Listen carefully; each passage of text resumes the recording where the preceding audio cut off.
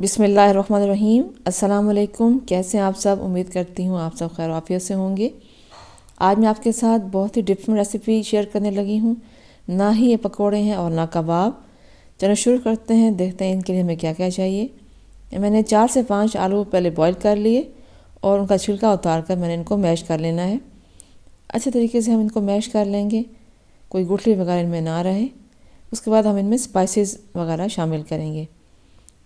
आलू मैंने मैश कर लिए हैं, इनको एक खुले बर्तन में मैं डालकर मसाले ऐड करूँगी।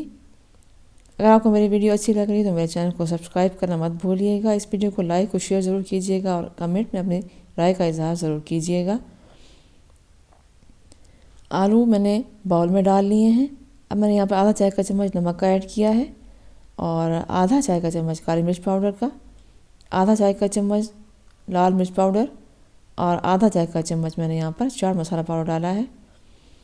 और लहसुन डाला है मैंने 2 जवे कूट कर और 2 हरी मिर्चों को मैंने कूट कर डाल दिया है। इन सब चीज़ों को हम मिक्स कर लेते हैं। इतना मिक्स करना है कि ये बिल्कुल यकजान हो जाए।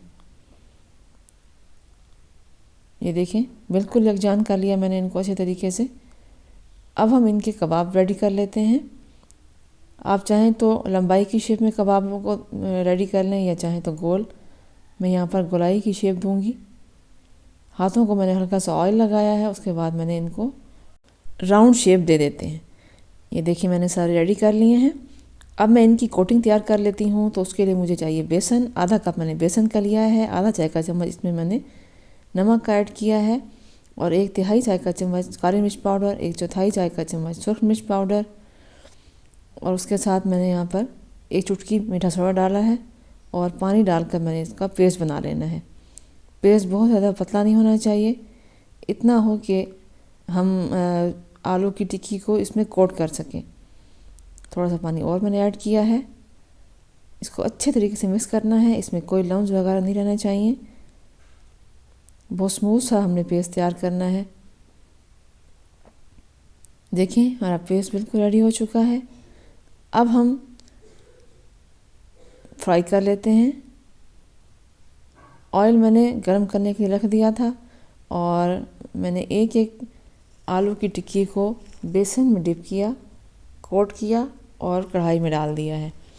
और हम इसको डालते ही फ़ौरन नहीं हिलाएंगे, बल्कि थोड़ा सा नीचे से पकने देंगे। अगर हम फ़ौरन ही इसको हिला लेंगे तो इसकी कोटिंग उतर सकती है। देखिए ये मैंने फ्राई कर लिए हैं अच्छे तरीके से।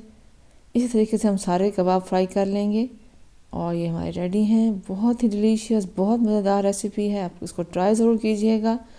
आप चाहें तो चाय के साथ इसको ले सकते हैं, चाहें तो आप रोटी के साथ भी खा सकते हैं। और अपनी दुआ में याद रखिएगा। अपना ढेर सारा ख्याल रखिएगा। फ़ी अमानिल्लाह।